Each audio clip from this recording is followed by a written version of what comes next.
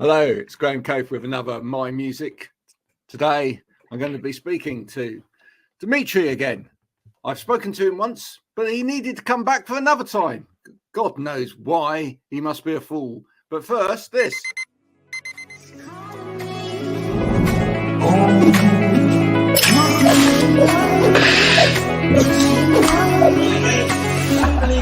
I need to get going, Mel. See you later.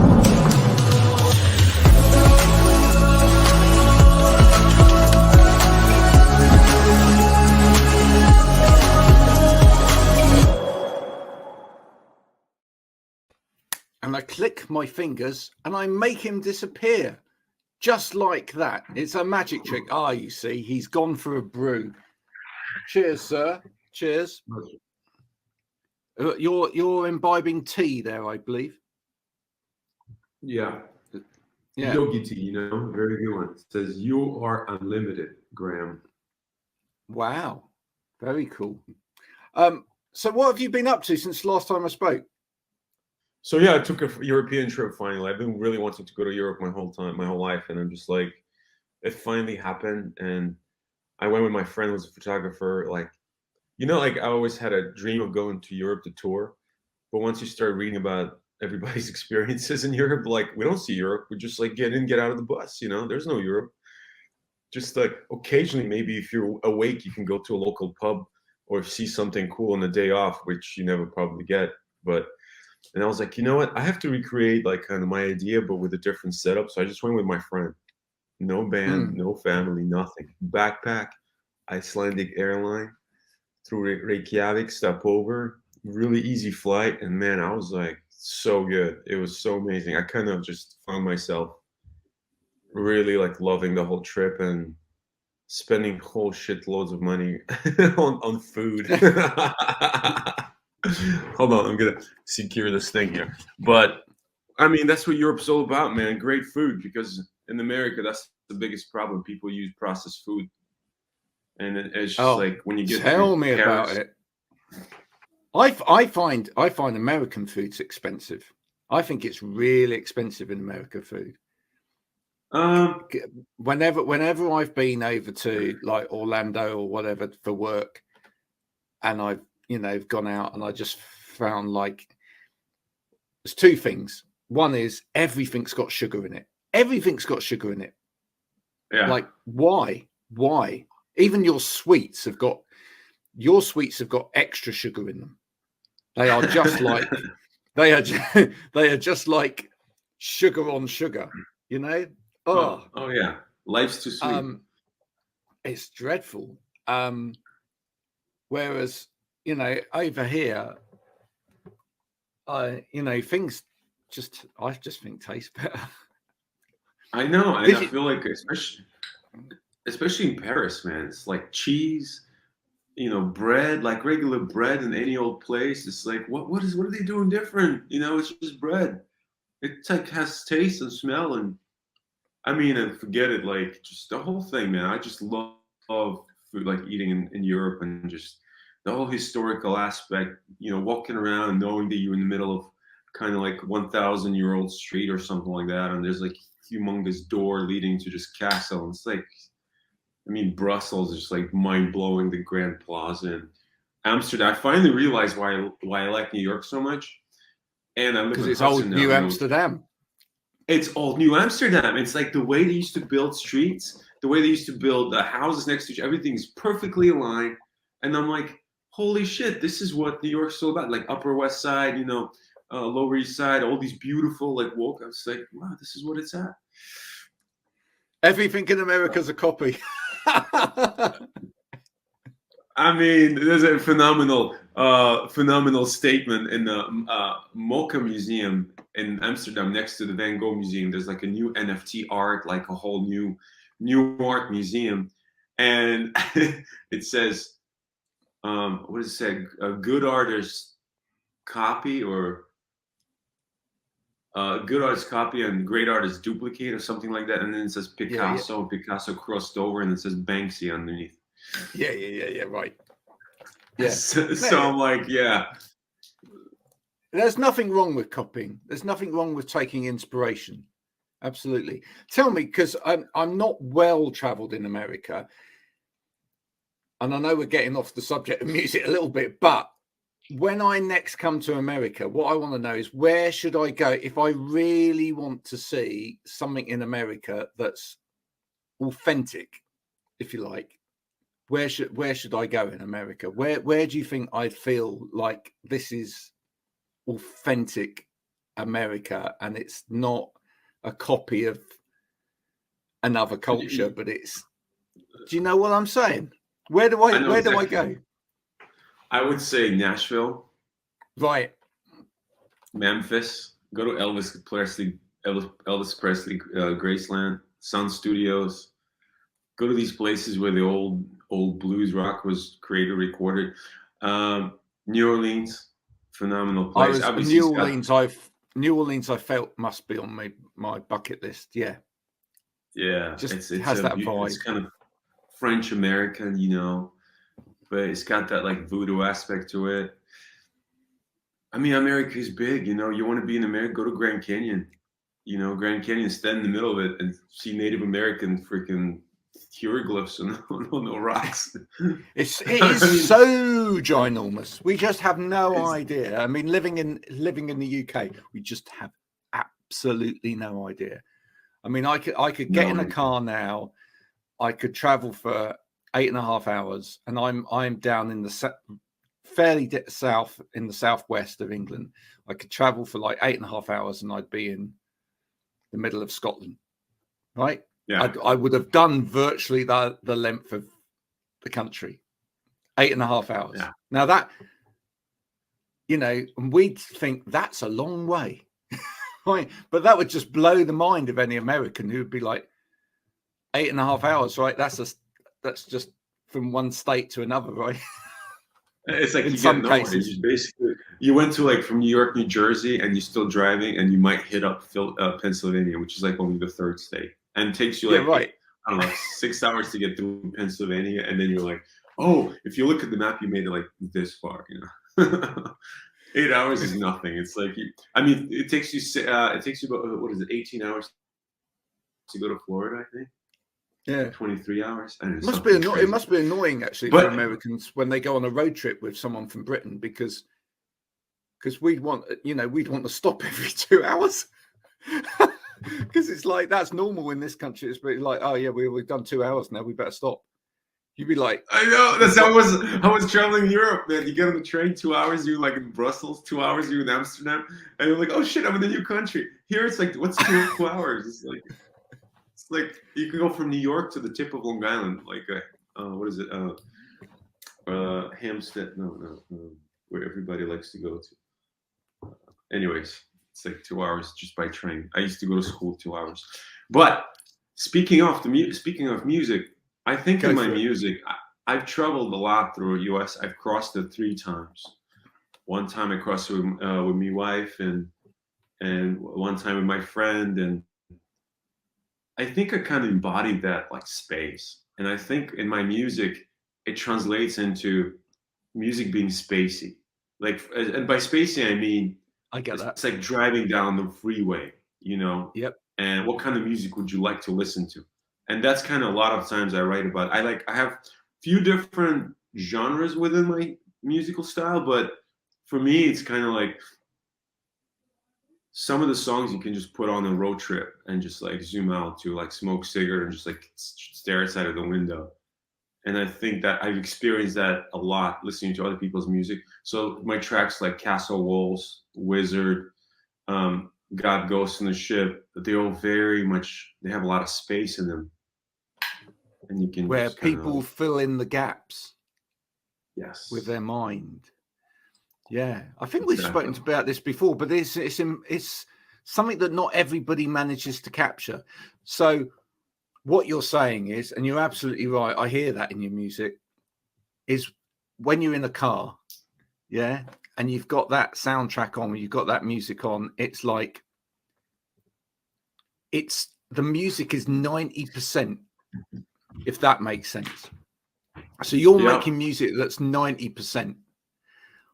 But the person listening to the music is adding the extra 10%. They're they're taking their emotions at the time, they're taking their thoughts, their feelings, their everything else, and they're kind of not just putting that onto your music, but they're also, or, you know, feeling that through your music, but they're also almost kind of adding to that music as well, so that the space enables them to go. I mean, I'm the kind of guy that will not only just sing the song, not only sing the words that the singer's singing in the song, but I'll just like put in extra bits over the top, you know, because you kind of imagine yourself. Yeah, because you kind of imagine yourself like, oh, here's an extra harmony, or here's an extra chorus, or here's an extra bit, you know. And I enjoy. Yeah. I just start making up my own lyrics. Yeah, well, that's what I mean. That's what I mean. Just putting the stuff over the top of it. It's great. And I think Stone Roses has embedded that a lot. They have that space, you know, and I love Stone Roses a lot. And I feel like, I mean, it's obviously done the very British way and everything. But when I kind of like make my songs, I've gotten with age and making so many other songs, I kind of learn to slow myself down a bit and to kind of just like enjoy that kind of rhythm of driving. Yeah. And even if the song is fast, like Sweetest Thing, for example, it's a fast driving song, but then it kind of chills out in the bridge and just kind of like doom, doom, doom, which I don't know if you noticed, but I didn't have that part before.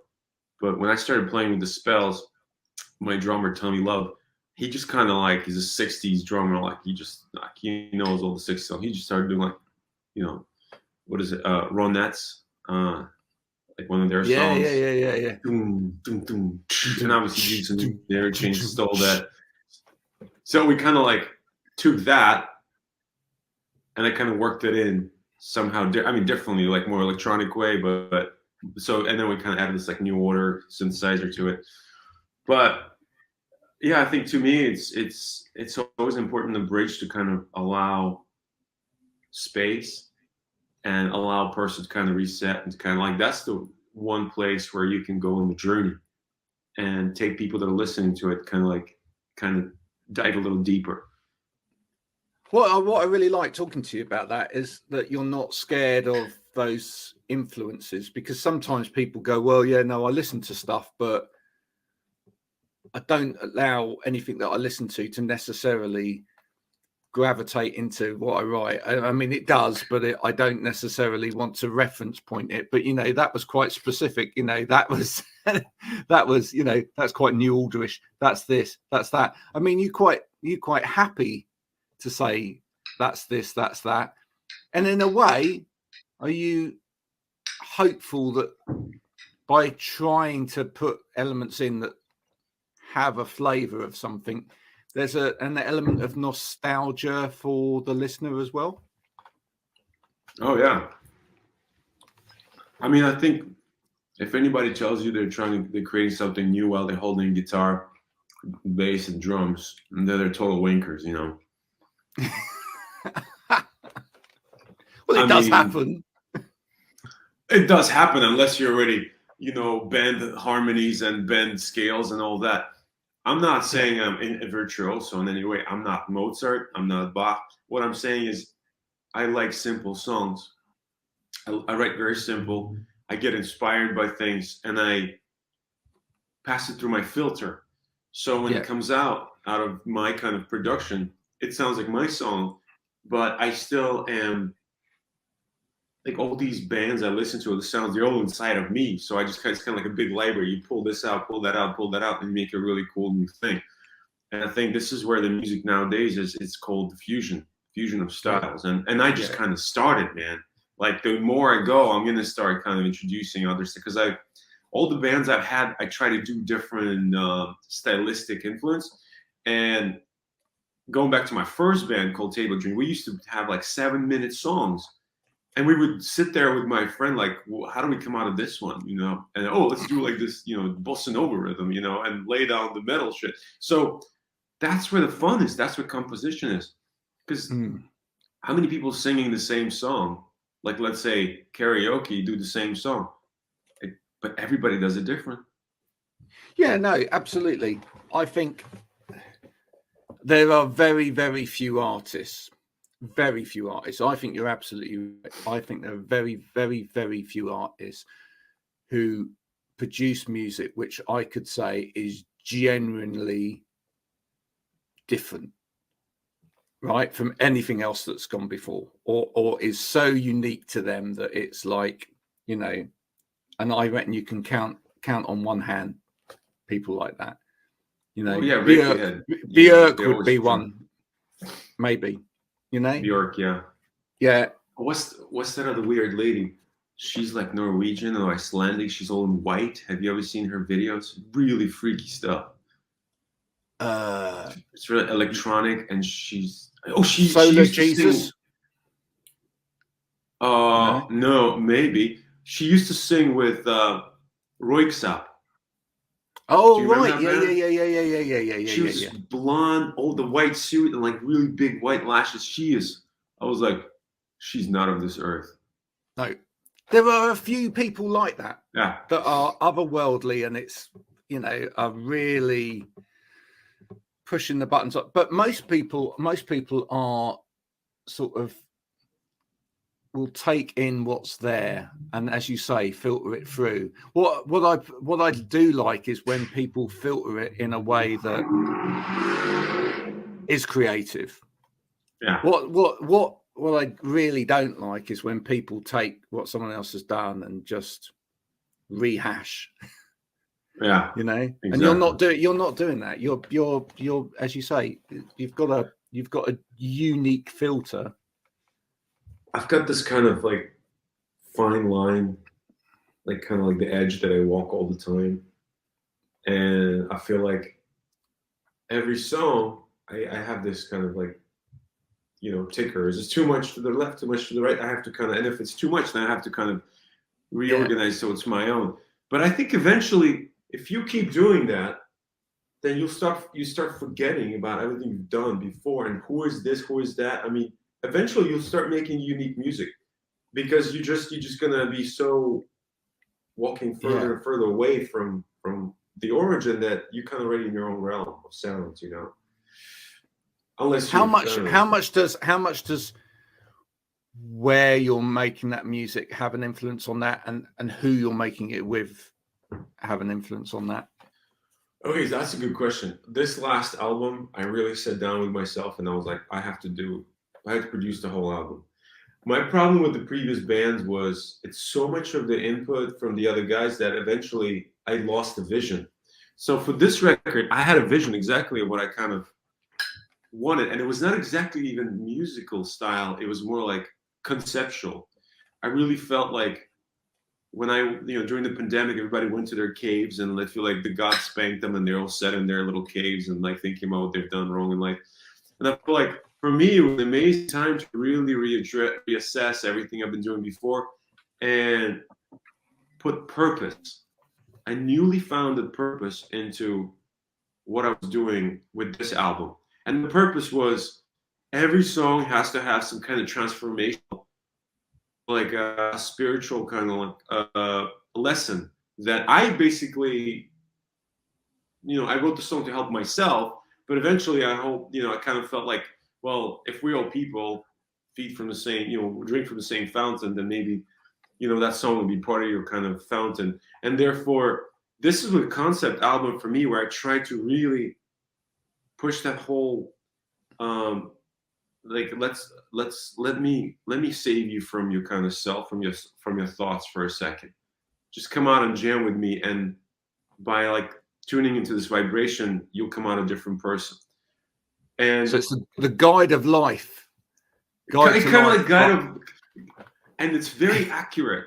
The whole album, like 21st century, about 21st century.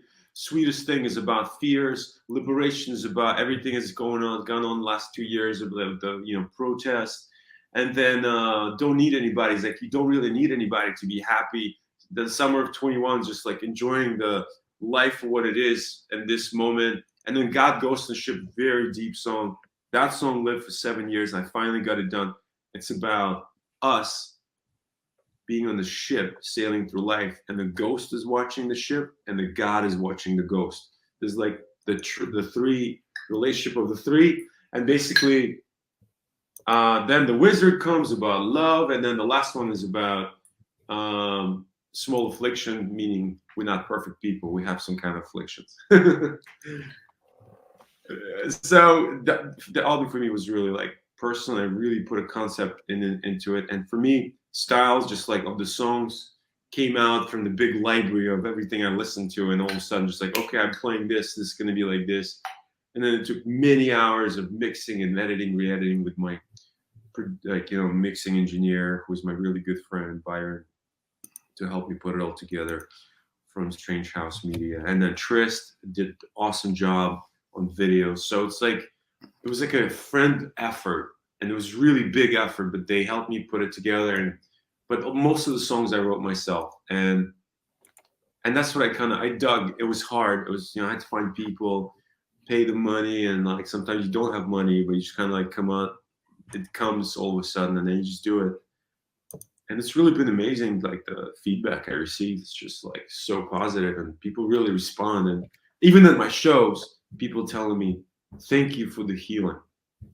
Oh, that's great. Like, well, no, it's a great album. It's a great album, and you get to dress up almost Greatest Showman style on the front cover of it as well. It's my work, man. It's what I do when I go on stage. It's my work. My work is to entertain and to be myself. Did you love that? And that's myself.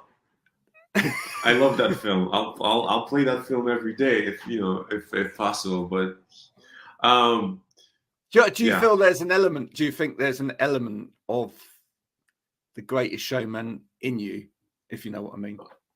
Oh yeah. I mean, I love theater. Like I think it's phenomenal. My mom used to take me to all the operas when I was little, so I saw theater since I was little.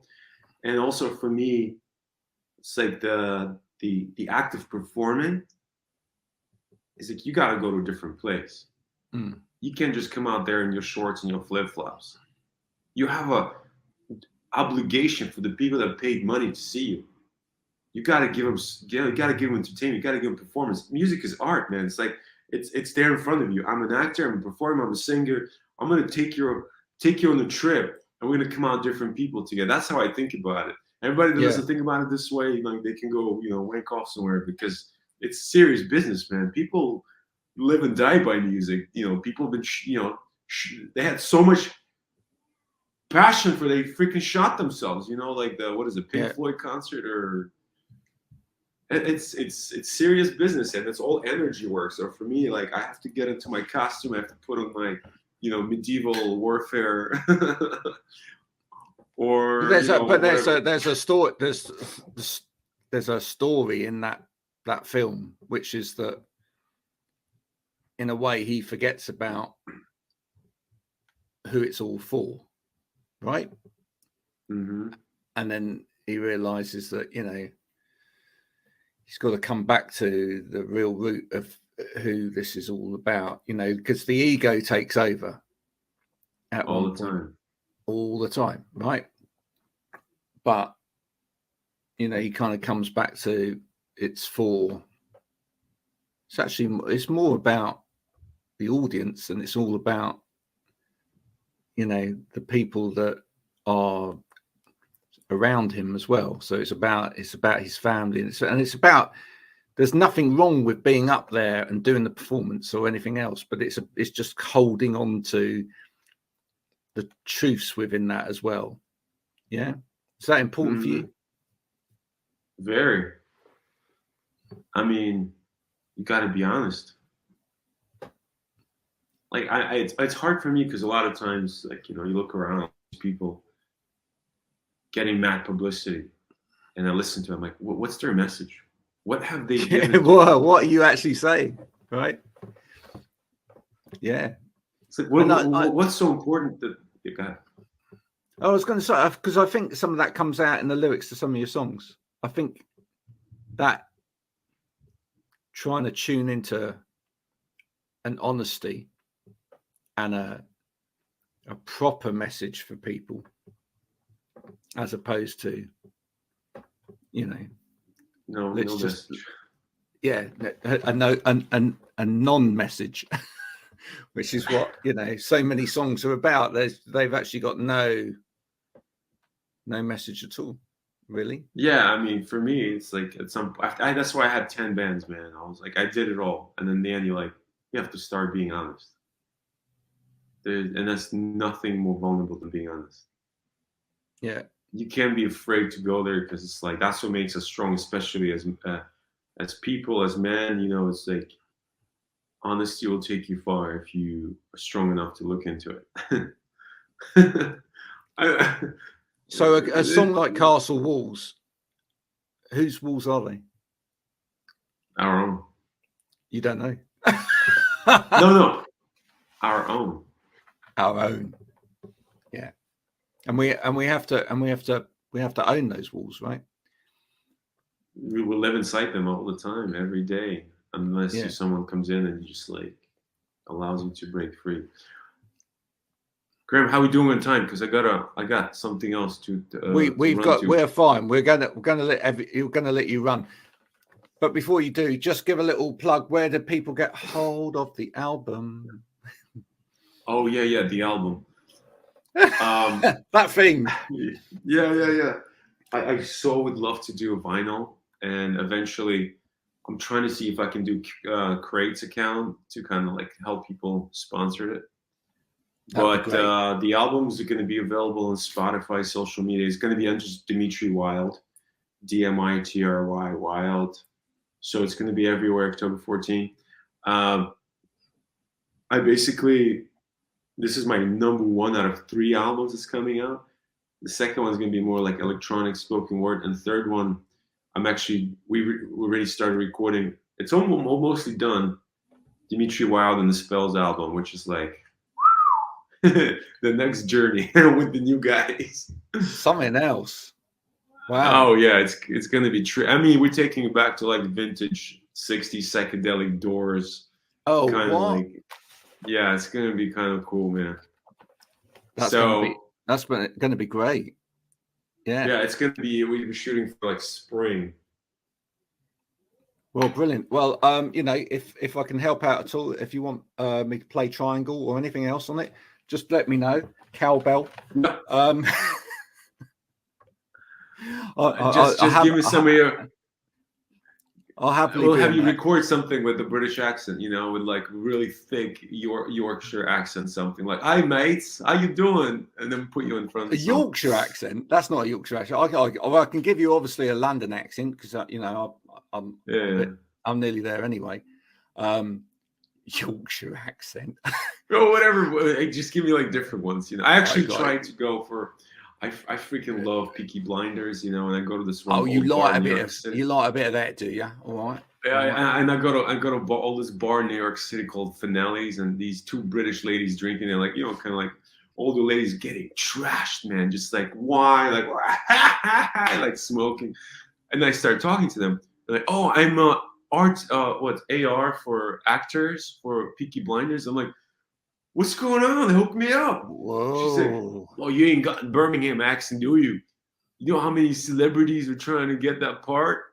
And they can't because nobody can do Birmingham accent real well." Birmingham? Well, no, but Birmingham's not actually that difficult an accent to do. It's not really. Birmingham's easy enough. Oh, yeah, I can do a Birmingham accent.